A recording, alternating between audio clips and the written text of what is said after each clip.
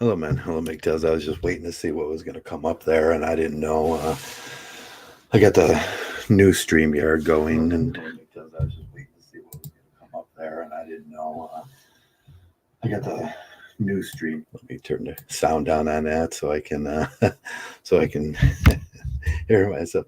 Hello, Mgtow. Hello, Hank. Hello. Subscribe to my channel. Yeah, and anybody that's going to show up today, I just got the new StreamYard, so I'm playing around with it to see what I can get on it, and obviously, and that's pretty much what I'm gonna do. We're gonna talk about Mgtow things today. Probably, I'm gonna put the link in the chat there. Anybody that wants to come in can come in if they so choose to, and I'll go back to the. Let me put that out there. Audio is better. Yeah, is the audio better? Let me see. I have to press live. I have to actually turn on my audio so I can. Audio is better. Yeah. Is the audio better? Let me see. Press live. I have to actually. There we go. Yeah, I guess it is. I guess it is better. So I got both of the things playing at once now, so I can see what I'm doing. And I wanted to drop a background in there, but it wouldn't take it. I guess I don't have that privilege yet. and and just kind of see what I can do there and invite some people in if they'll come in and everything. I'd like to say hello and we're going to talk about Mgtow and does Mgtow work for you? Mgtow and you, I guess, is the is the topic today. Sometimes Mgtow over my entire Mgtow thing. Uh, sometimes it doesn't work out for you in Mgtow. Sometimes it's a ruthless place around here. Sometimes you get attacked for your for your ideology or your philosophy or whatever that is that they call it, and it's going to be vicious attacks sometimes, but that's okay. You just got to work through those things. And I'm trying to get to the other page so I can see what's going on, and that's not working either. Brands, put that down. Nope, nope. Comments. Okay, I'll just go to comments. There we go. Still trying to figure it out, and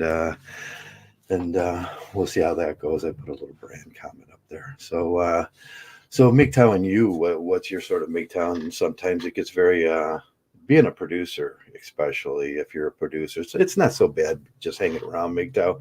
When I first came around here and I just started hanging around Mgtow, but Mgtow and you and is a different thing when you put your name and your face out there and you start talking about what you think it is and all that, and it will get very stressful sometimes. So that's something we often relate that kind of stress to the drama, and drama is kind of natural for human beings. And I always wanted to do a video on what drama is and why.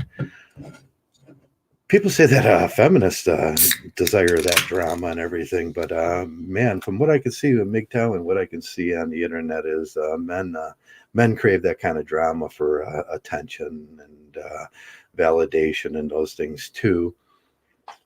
Mm. Our sponsor is, I wish, Dr. Pepper, and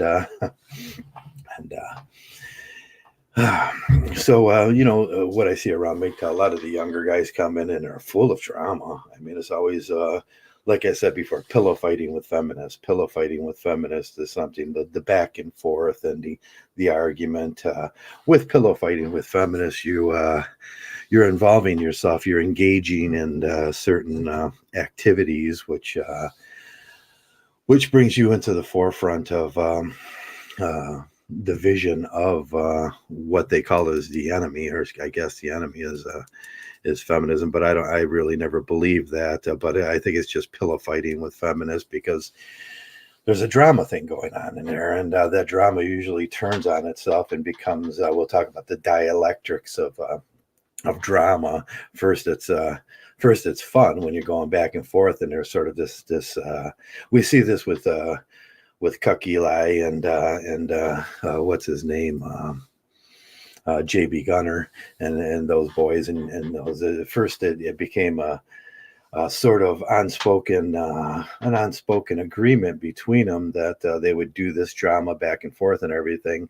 At first, it was fun and exciting, and it brought in It brought in, people, I guess, from diverse areas of the internet. And, people that come to me and they watch me, and people that go over there, they watch that. And if you combine them, the idea there is to combine both the subscription followings and everything, and then it builds. And if you put 3 or 4 or 5 people in there, that was always the idea with these groups that engage in discourse. So a lot of the drama goes on, and then they see that anytime drama appears, and I've noticed in my life the dialectics of drama is always backfighting, backstabbing, infighting, and that sort of stuff. And you kind of open yourself up to that. So at first it's a fun little agreement and arrangement between people, and then the dialectics of it comes in, and then you have this backside, and then you can watch it almost starting the Erebos eating itself, and it comes around and it starts eating its tail and everything. And that's what Mgtow. I think a lot of these purple pillar guys, Charles, Joe Buddy, Gemma, and Cuck Eli, and the JB Gunners and everything like that. They involve themselves in a lot of the drama. Plus, they bring in the girls all the time, Rose, and blah blah blah blah blah. Men are more. You think? Yeah, I think men are more dramatic. I do think that Mgtow. I'll put that up. Men are more dramatic. In a lot of cases, I never thought that until just recently in Mgtow, when I started noticing the younger Mgtows. And it used to be most Mgtows landed between 35 and 44 in my demographics. And I don't carry no, it's really funny. I could put up my demographics and you'd see I don't carry anybody from 25 to 30. I carry 35 to 44 and basically 44 to 54 in my demographics. And I don't carry no one from 18 to 20, zero.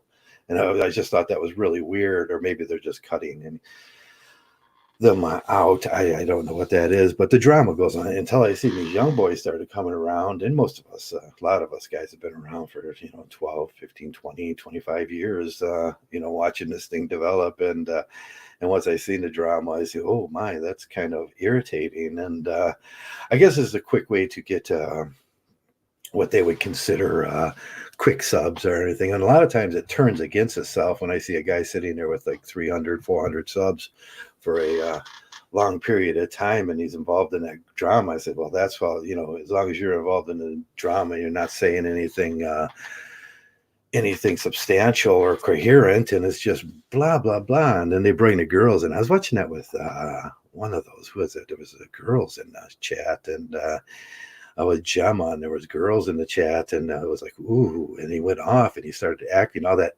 estrogen started coming on. You guys know, I see a lot of times I'll say, I see a man, but I hear a woman. It's like, I see a man, but I hear a woman, and there must be something behind that. And there's always a woman behind that. Lev has still got it. Yeah, hey, Jeff. Hey, Bob the Monk. How you doing, Bob the Monk? 45. Is 45 your demographic, Bob the Monk? Right around 45 is your demographic. Yeah, 45. We got the older Mgtows, and I can see the new Mgtows don't really even care to watch me, but that's just their opinion, But there is a whole new brand of this new PUA. I need a woman, Mgtow, that I don't understand at all, because Mgtow's about independence and being independent and those things, and independence in itself is like without a substantial other, or these orbiting others that we take in around our life. We call them orbiters.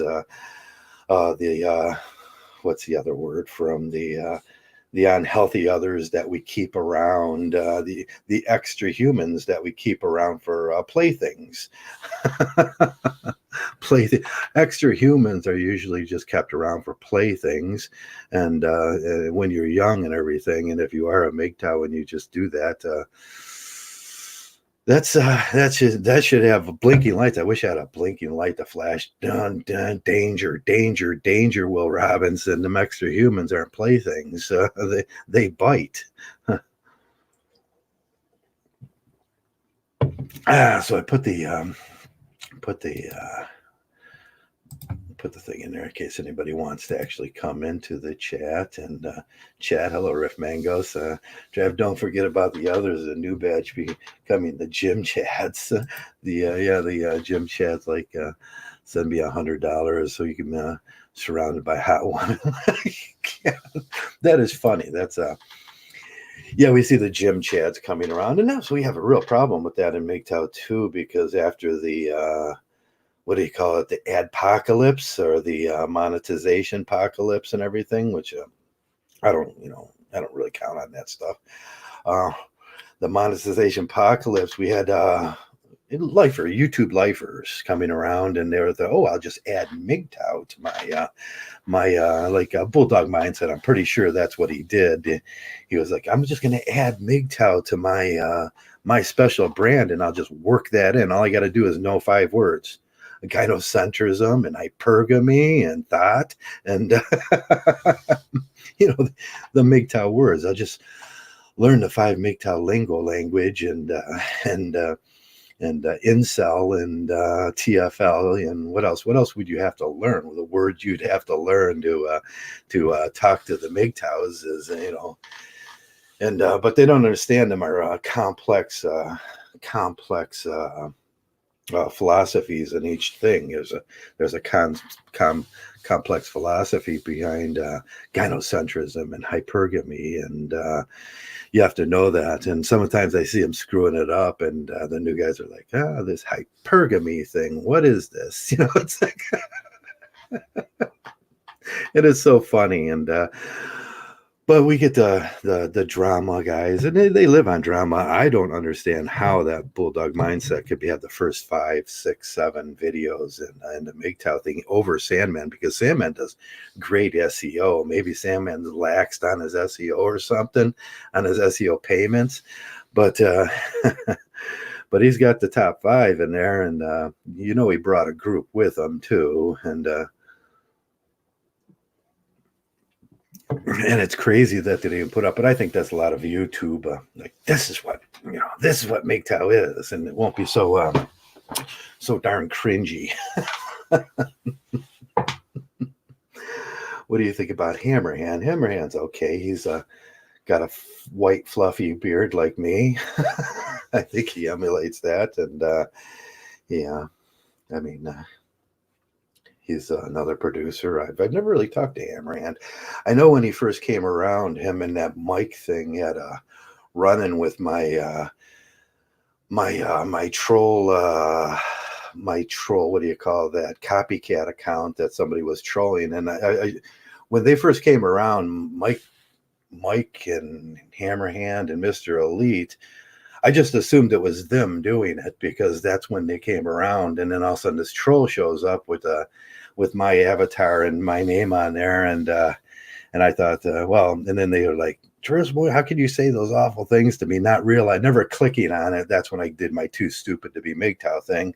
If you can't figure this stuff out, you ain't been around here long enough to know how vicious some of these guys. And he never apologized for that. So, hey, until that happens, there was never no apology for that. So was that Stephanie Zeff? Stephanie Zeff.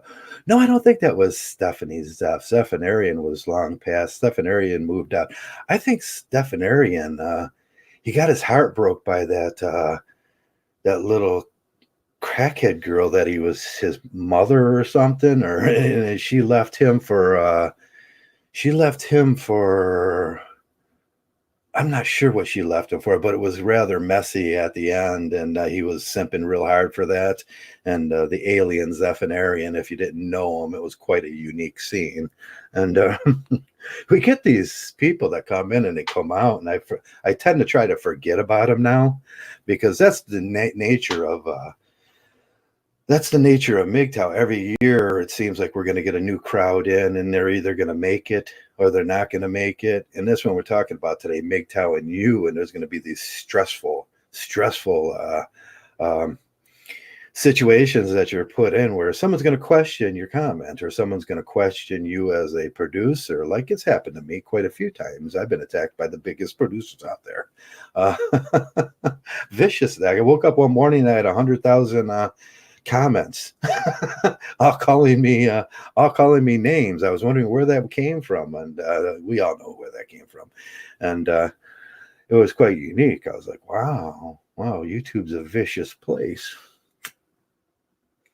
And like always, they just try to take your account down and that stuff. And but that's what they'll do too if we get people like the Christians. And I remember the Christians tried to take me down out of that Texas Christian group down there that never. They were such liars too. They never said, "Well, we are this Texas Christian group," and they made me figure out who they were. So I had to figure out who they were, and I was like, "Oh man, these are these young kids from this Texan Christian group that's just attacking me for being a non-believer, I suppose." Yeah, and I don't know what I am. I don't know what I am in that capacity. Many of these guys can't handle simple questions, too caught up in the red pill rage, sadly. Yeah, we talked about the red pill rage last week and yesterday or the day before and everything, when I was just talking. And the red pill rage has many faces, but I think it kind of sometimes takes on this face of skepticism and objectivism at first, and we're skeptical about everything, and that's kind of natural. That's the Mgtow philosophy. First, the first thing that's going to happen is you're going to have an existential crisis about the world you live in, and that's skepticism. What happens next is you go skeptical. You say, "I can't believe what you Christians are saying over there, or you women are saying over there, or the government's saying up here, or even my mom and my dad in my school, where I'm having an existential crisis about the garbage that I've been fed all my life." And that's so you go, "Okay, I'm skeptical. What I'm going to do," Kierkegaard tells us, we remove everything off the table and take everything off the table, and that's deconstruction. And then, but the problem is people don't stop deconstructing their lives. And it becomes objectivism. I just carry objectivism into my new I need to attach that to something. Instead of Mgtow, they attach that to political beliefs instead of scientific and biological beliefs about gender dynamics, which we do in Mgtow. Mgtow is about gender dynamics. It's about sociology. So they attach political beliefs to that, and then it becomes objectivism and usually libertarianism, and that is, you're supposed to grow out of that and then become just kind of a normal groovy guy. You don't really care about unless the concerns are some political things happening, which involves Mgtow, which involves men's rights, like Measure 57 up there, or 46 or whatever it was in Minnesota, where they're voting for 50-50 custody. Well, that's something we can get involved with politically, and I think we failed them terribly up there in Minnesota, North Dakota. Measure. If you remember what measure that was up in North Dakota, and they're still trying to figure that out, where men were going to get 50-50 custody, and some other states are grappling with that. That's where Mgtow and men's rights and the manosphere can all get together, and PUA, and say, yeah, this is something we can get behind. We can donate to. In America now, you donate $1, it becomes $6. So that's something people might want to think about. If there's a measure that's and they got so horribly defeated by the lawyers, and that's what happened. The lawyers came in and said, no, we can't have 50-50 custody. That would ruin our business. The divorce court market is huge. The divorce court, the divorce corporation, that they built around that, and pretty much has hijacked our legal system and made slavery legal, and made debtor's prison legal, and violates 4 of our constitutional rights. But and these are the people that are supposed to, the police and the sheriff's department, when the sheriff is standing up there as the bailiff, in your trial in front of this divorce court system, he's supposed to say, I have to protect the Constitution of the United States of America. That's why I'm put there. And he refuses to do that. He's no longer, in my opinion, if he refuses to do that, and we know that in the divorce system, they disregard your right to not be a slave. They say, well, you're going to be a slave to this person and these people over here, and she doesn't have no agency, and you get fatherhood stripped from you. And that's why I say there's no such real thing as fatherhood, because it can be so easily stripped from you.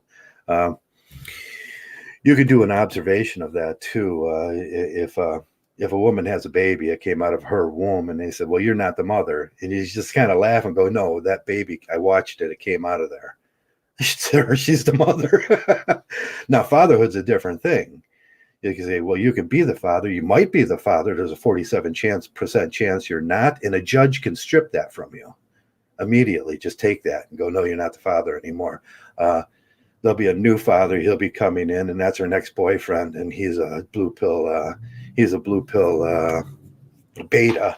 And you just got to pay them then. And then they can have a nice living while you go off in your one-room apartment, and then that works out good for her and the children, but you're the slave.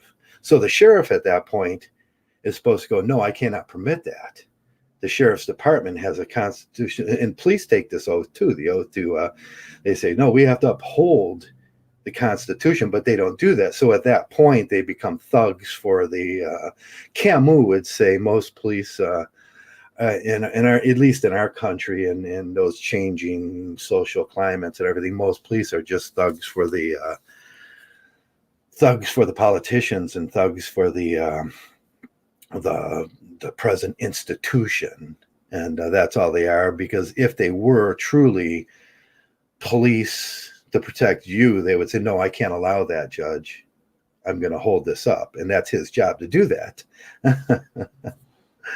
So I have no idea what I was talking about there. I went way off a subject. I'm like a teacher that went way off a subject, and then he's like, what were we talking about? Said how men outside of their means, in order to impress women, live outside. Yeah. Oh, we all have done that. The simping. Oh, I didn't do my, hey, men, go your own way. Go your own way. That's the Mgtow sign, by the way. Go your own way, and all your simp sins are forgiven from this point on. Don't look back on them. Live new in Mgtow. So we all used to do that. We used to live, we delegate a lot of our money for dating, the acquisition of the split V.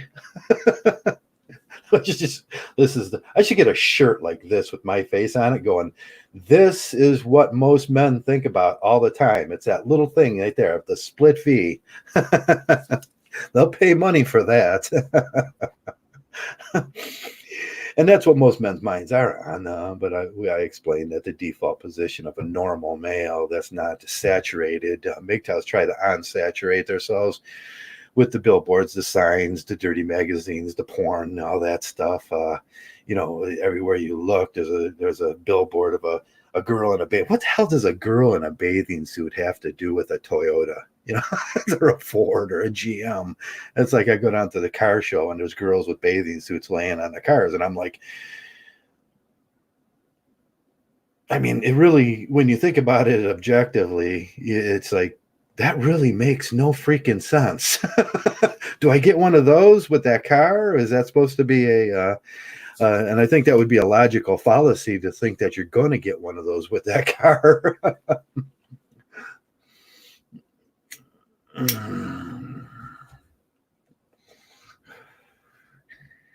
Today you were thinking about changing your name to Hank, the simping sinner.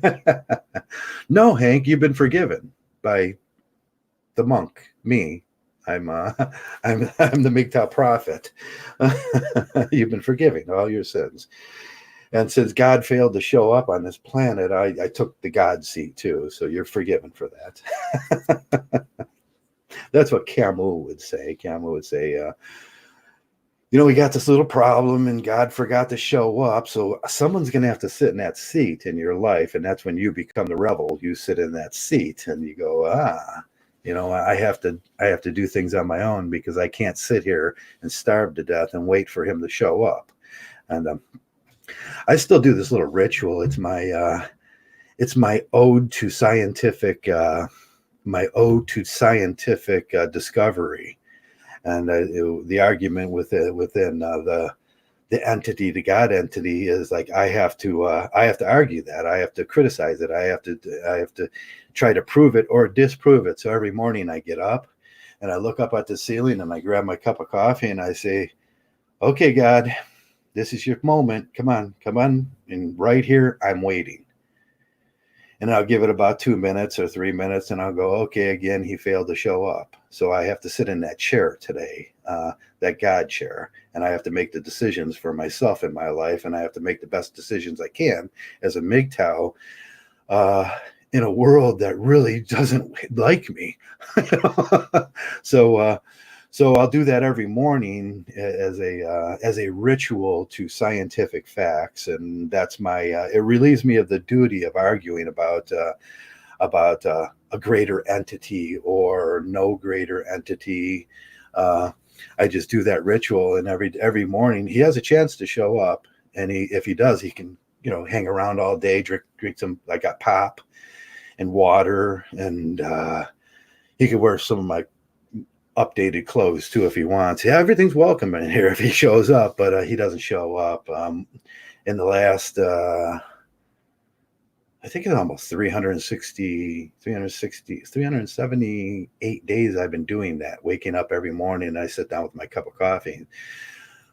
"Okay, God, show up. I'm here. I'm waiting. I'd like to see you. There's a lot of people out there that want to meet you." You have your chance. Or we can just do that in private thing. God always shows up. The hidden God, he always shows up on a mountaintop or something. It's nice and private in here. And it's just me and him. We can talk. And every morning. So scientifically, I'm correct that I am. Sounds like a good ritual. Yeah. Yeah, and it puts my mind at ease. I don't have to argue with myself about scientific things or unscientific things or what people believe, and they have the right to believe anything they want. I give people that. The Constitution tells us, and that's part of the thing that the sheriffs don't uphold. I uphold those things. Anytime I would see a man in slavery, I say, "No, you can't do that." Or, the First Amendment of our Constitution says you can believe or you don't have to believe, but you don't have a right to tell anybody else to believe, and they don't have to believe. And you don't have a right to tell them that they can't believe. So it works out like everybody has their own individual idea of what this God person is, and that's okay. That's perfect. Keep it in your pants. Keep it in your house. Don't bring it to my house. But they violate those things. They come to my house. They knock on my door. They give me Watchtower magazines, and the Mormons come around and they want to tell me about John Smith and how he looked down into a seer hat with two seer stones in there, and he seen the future and pulled out a golden sword from the ground that belonged to, I don't forget who the sword belonged to. If anybody knows that one, post it up there. John Smith found God's golden sword stuck in the ground, and it's like, ooh, good find. How's it going, Joe? The bikes are going really good. I have my other bike. I'm trying to get the big fat tire on the. I'm going to do it someday, but taking off all the spokes and then putting the new. I got a new low boy rim for it, and it's like wide, and I got a 2.40 tire for it. Which is big on a 20-inch tire, and it's going to have a lot of fat boy tire on it. And then I got to take off all the spokes. I got to respoke the motor, put the spokes back on in the right order, make sure I do it right, and it's a lot of work. I see the bike guys do it in about a half hour or so, but I don't work on the bike guys. I should just take it down to the bike guy and give him like $50 and say, "Hey, can you change these motors over?" And the motor I have is it's wired in, it's hardwired, and instead of like having things you can take off, it's got that glue that glues and you got to make sure you put that off to the side while you're doing this, and it's going to be a big job. I'm going to do that one of these days, and I'll show you the guys. It's right behind this screen right here, and when I get it done, it'll have 2 fat tires on it. It'll look really cool. So the bike's going. I got my other bike built, and I ride that every day. My knees feel great now. A whole summer of riding the bike, and my knee feels a lot better now, and it doesn't hurt every day. He's got a Martin bar look too. Work in progress. Yeah. So I got that. It's always a work in progress. Every time you got a hobby, isn't it a work in progress? And that's Mgtow too. You get yourself a hobby, and you go and you try to make these. I thought by this point I would be, if I didn't get the loan for the there's a new credit thing just moved into town, so I'm hoping I'm getting a business loan from them, and we'll see what kind of percentage. My buddy just got a 7% loan, and I was like, oh man, they're still like trying to hammer me with a 16%, and I just can't do that. I can't give them that kind of money to get the loan for the bike shop so I can sell electric bikes and build them. And so that's the plan. If anybody wants to come in, I'll paste the chat. It's a StreamYard chat in there, and anybody can come in and talk about it. But what were we talking? We were talking about Mgtow and you today, and I wanted to get into another element of scientific studies and feminism and stuff like that. And where was the thing at? Blah blah blah blah blah. Problem discussion is situations where a lot of feminists think they're biased against in science, and they're biased. And this is one of the things that come up all the time. Bias, men are biased, and that's what they say the patriarchy is. It's just men biasing themselves, and women can't lift 50 pounds. Well, a lot of them can't lift 50 pounds, and a lot of them can't do I don't think it's a bias if it's true. It's not an ad hominem. If someone comes around and they say that's a real jackwad, so I almost swore. If that's a real jackwad there, and it's true, it's not an ad hominem. But attacking the author, but they're saying we're attacking the author. They're presuming themselves these creatures that we're attacking them. We're biasing ourselves, and there's some kind of socialization that we're not aware of, or something like that. And but it's a stereotyping. They say we just stereotype them as weak little creatures that are usually around 120 to 130 pounds and can't lift a 300-pound barrel of oil. Well, why would I say that if it wasn't true? Because they can't. But I'm biased by saying that. That's misogyny. Misogyny is always their opinion that's based on the bias they were thinking, that's based on this feeling that we're stereotyping them when we say true things like that.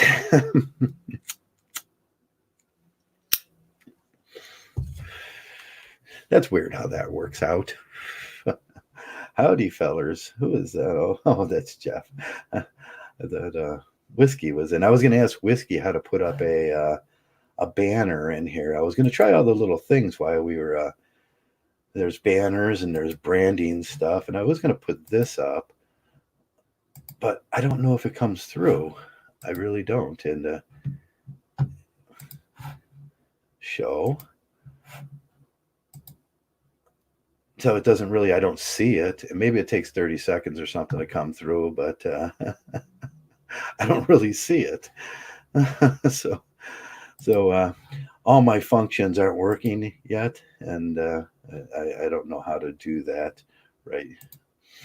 So I don't know what to do about that.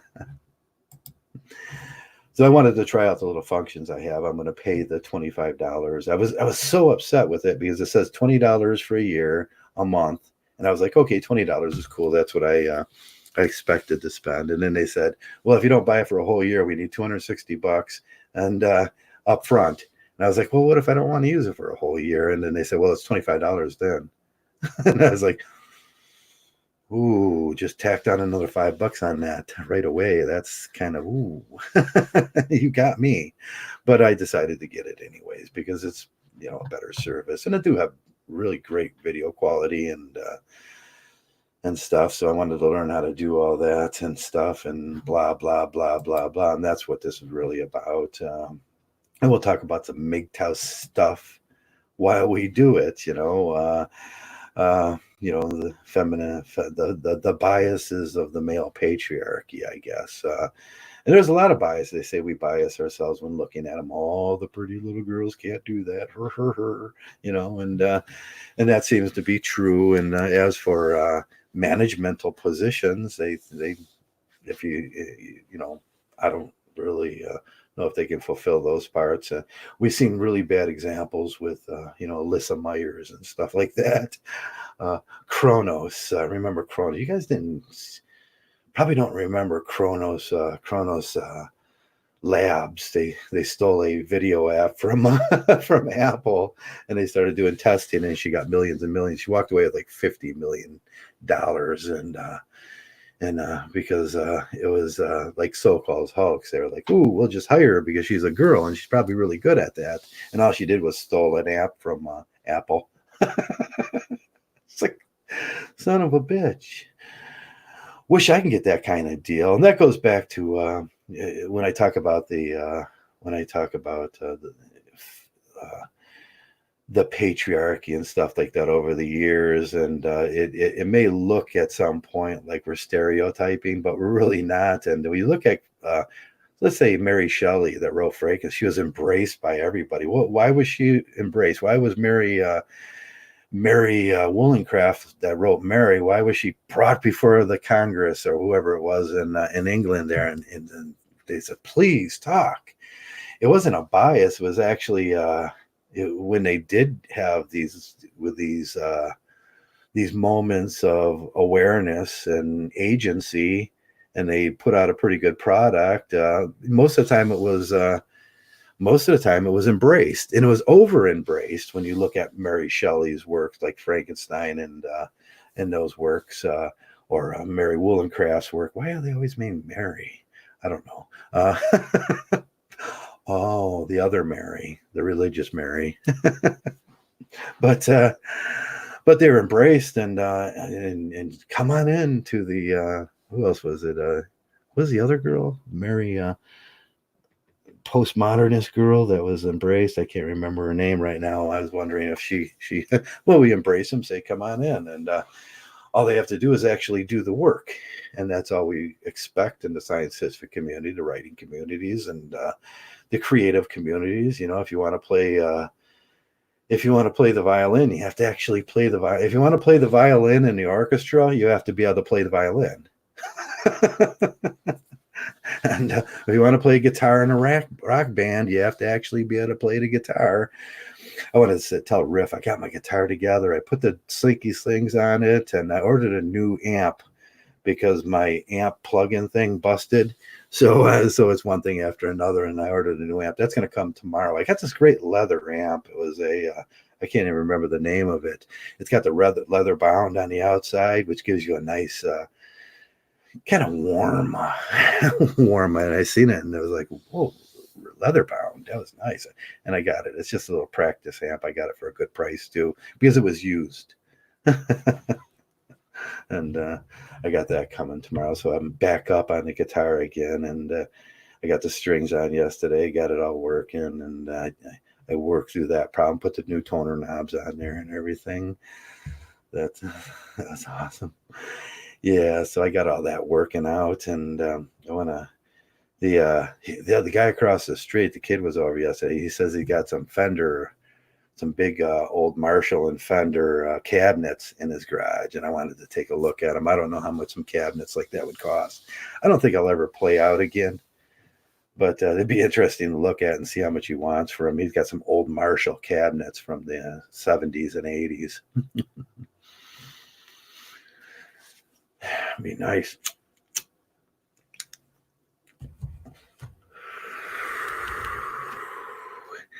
So the guitar is always interesting, and that's another hobby I have. Guitar, I always had that hobby ever since I remember my first guitar lesson at I was 12 years old. Yeah, I was 12 years old. It was Mrs. Black. She was an Indian woman, and her name was Mrs. Black, and it was in the hippie days.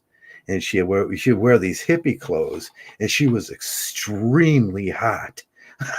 She had these great legs. They were thick, great legs and everything. And she wore the hippie clothes, and she was trying to teach us how to play guitar. And none of the boys were paying attention to how to play the guitar. They were just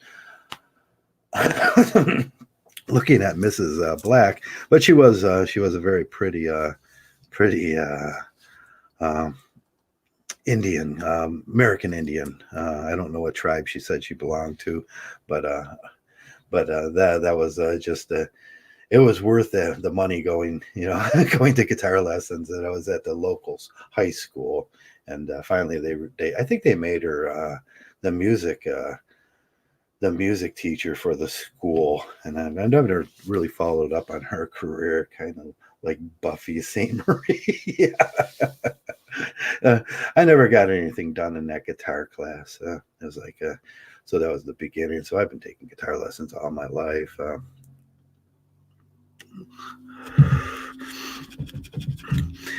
I remember my third teacher. My third teacher, he was looking at my books, and he was like, Joe, there's something amazing here. And I says, what? And he says, you're the only person I've ever seen that went through all 14 of the Malbec courses. I was like, really?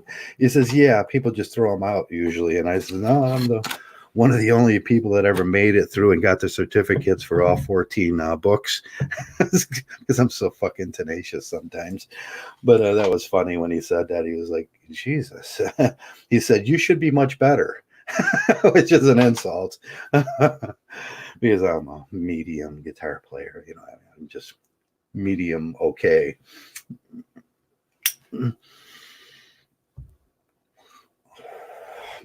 Now, Mel Bay did say if I did all the 14 books that I'd be an excellent guitar player, which he lied, because it's like the same thing. If you want to be a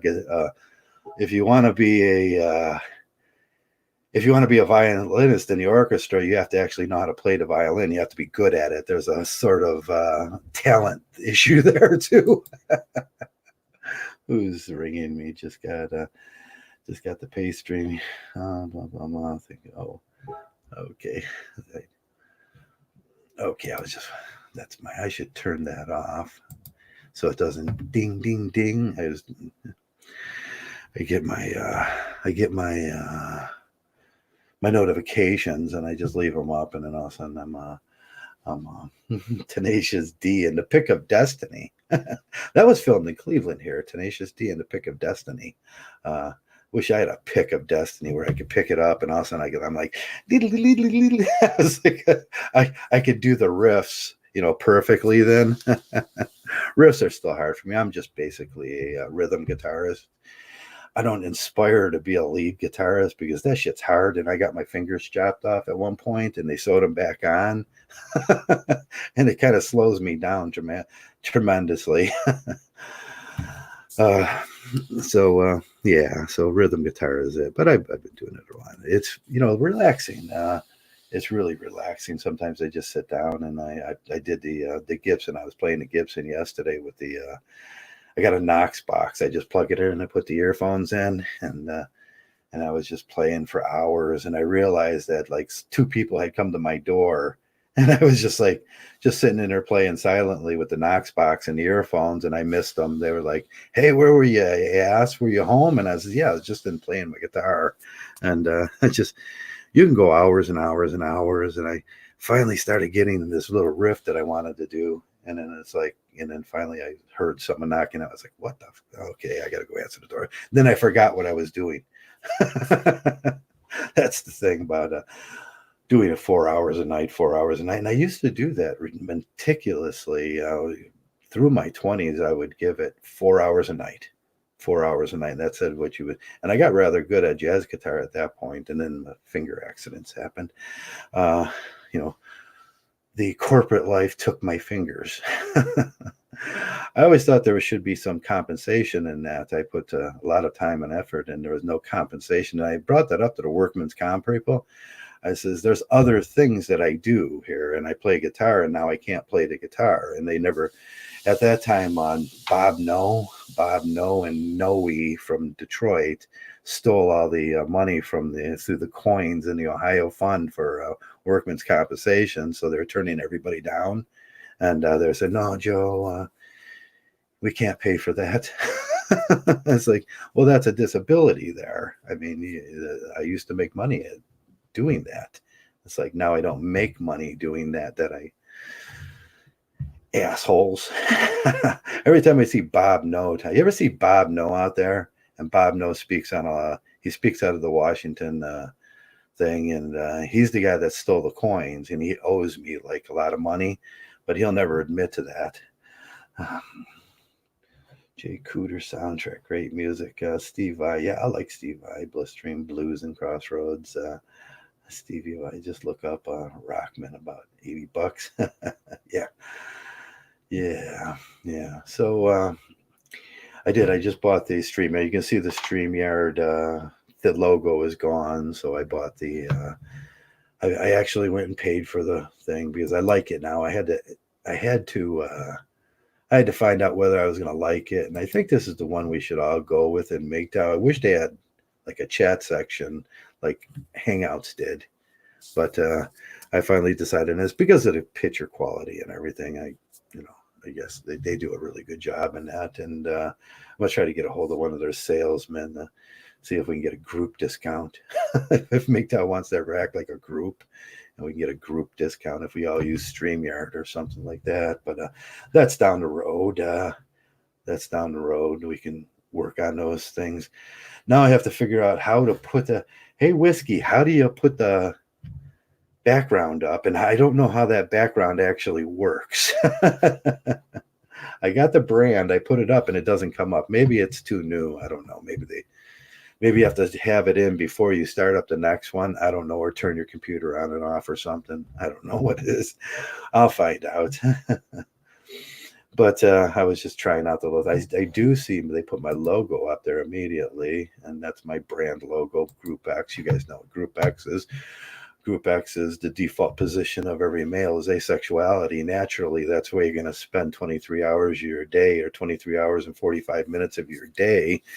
You should be spending 23 hours and 45 minutes of the day asexual, and the normal guy might think about that for 15 minutes a day, but most men think about it 23 hours a day, and think about actually getting something done in their life for 1 hour a day. It flip-flops the dialectric of it flip-flops, and you're not getting anything done, and you're wondering why, because you're thinking about women 23 hours a day. It's like, even while they sleep.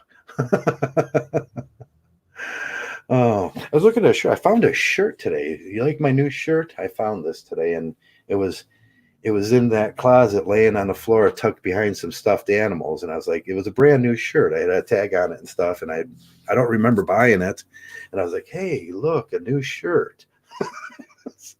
Good find. I found 2 new shirts, actually. It's like, I don't remember when I purchased them, and I was waiting. It's going to see if they still fit me so that I get fatter. But good find when you find a new shirt tucked behind something. They say, oh, now I don't have to buy a winter shirt. Nice. That was a good find. See, life has surprises even around your house. I'm hoping that someday I find that pot that I stashed somewhere. And it probably tastes like shit now. I know I used to keep this bud. Some guy gave me a bud. It was about that big, and it was big red bud. It was about like that big, and I kept it for so long so I could show people, look at the size of this bud. And it must have been that big, and it was red. It was almost completely red, and I was like, look at that. And then I kept it for so long, it got dry and it tasted like shit. So I gave it to somebody, and he was like, that tasted like shit. That was horrible. And I said, you should have seen like 5 years ago when it was good. So you can save something to death if it's perishable. It's like if you want a banana, and you're like, man, I'm going to save this banana here until like I want it. And then 2 weeks later, you come back. That banana is no longer going to be what you want. So you saved it to death. We do this little thing in life with as humans. We try to save things to death. Like this shirt, probably I was saving it for a special day, and now it's probably not even in fashion anymore. You can save something absolutely to death. We do that as humans. We try to save things. You can't save a banana for 3 weeks from now. It's gonna go bad. Tony Joe play a killer version of Boom Boom. Oh, Boom Boom, yeah. I'd like to learn how to play that. I think I got a Willie Dixon copy of that or something. Somewhere around there. John, I like the Willie Dixon blues book. It's one of my favorite blues books. I have a copy of the Willie Dixon blues book, and he's even they got Stevie Ray Vaughan in there too. There was the Stevie Ray Vaughan compared to Willie Dixon, and they were showing how Willie Dixon and Stevie Ray Vaughan played.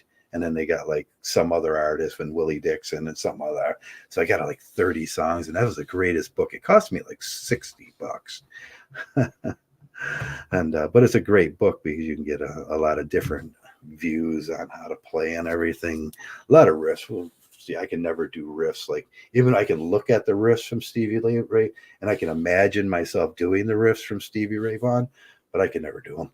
that would be impossible. And I know a lot of guys run into that with your talent ends at a certain point, and then you can get a good idea how to play them and everything. But just, no, I'm not going to try to do Stevie Ray Vaughan. Even Willie Dixon's really hard. I think add himself to the chat. Yeah, some of them might want to come in sometime here. I'll put it up again, and we're going on 52 minutes. So if someone wants to come in and talk, we can talk. I'll paste that up there. That's that'll come through in about 30 seconds. Or it might come through at the same time as you're hearing it. But I just thought I'd come through because I was trying out all the new features that I have. I'd come on and talk about Mgtow a little bit, and how we bias our opinions about women, which we really don't. We don't. That was going to be the main subject of the how they think we stereotype. Do you think we stereotype feminism? I can't ever remember myself stereotyping. I look objectively at the situation scientifically in any work situation, and I was like, if she can't do the job, then she can't do this job. And there was, where the places where I worked was, 114 degrees, flame shooting out of shit, and furnaces running. We got 4, 5, 6 furnaces running. It's hot, and there's heavy metal that needs to be lifted, and there was a lot of pain in that. And I was like, if she can't do it, she can't do it. And I'm not biasing that. There's no stereotype in there. And that's with most steel mill jobs, male jobs and everything. I'm not saying they can't do office work. That's great. What is feminism? I don't know what feminism is. Nobody seems to know. It's mysterious. That's the great part about it. It's mysterious. I think of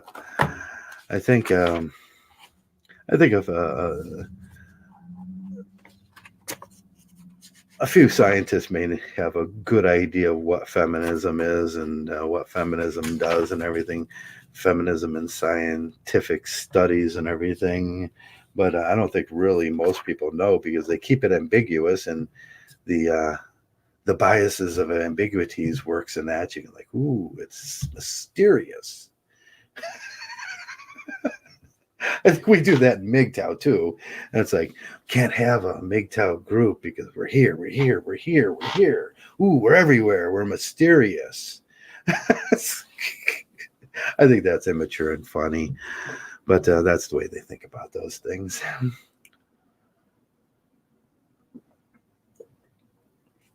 Oh, so I'm going on 55 minutes here, and they tell me that I shouldn't go over an hour.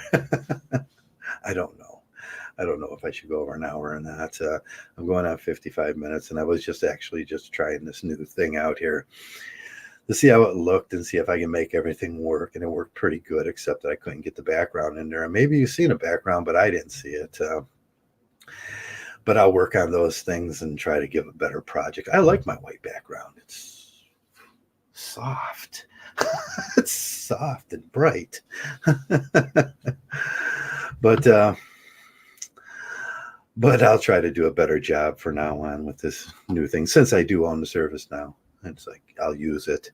And that's all I want to come on and say, hey, Mgtow, what's up? And talk to you about a few things and talk about the Mgtow, because that's what we are and that's what we do, and talk about the gender dynamics of that, because this year is going to be fun. It will be fun. We have a lot to do this year in Mgtow, and we have a lot of things to push forward, and together we can do that. Apart, we can't do it. And separation and divide thing that they've been doing to us, I think that's got to end this year, so we can actually get things together this year, get back to the old Mgtow ways. But that's down the road, and I'm gonna probably go watch a movie now or something, and eat some snacks, and check out my new shirt that I found behind the toy box over there, that I didn't know I owned. And most of all, Mgtow, I say it every week, and I know you probably get sick of it. It's up to each one of you guys to do your thing, and Mgtow would be really boring without each and every one of you around here. And most of all, thanks a lot for being Mgtow. Mgtow.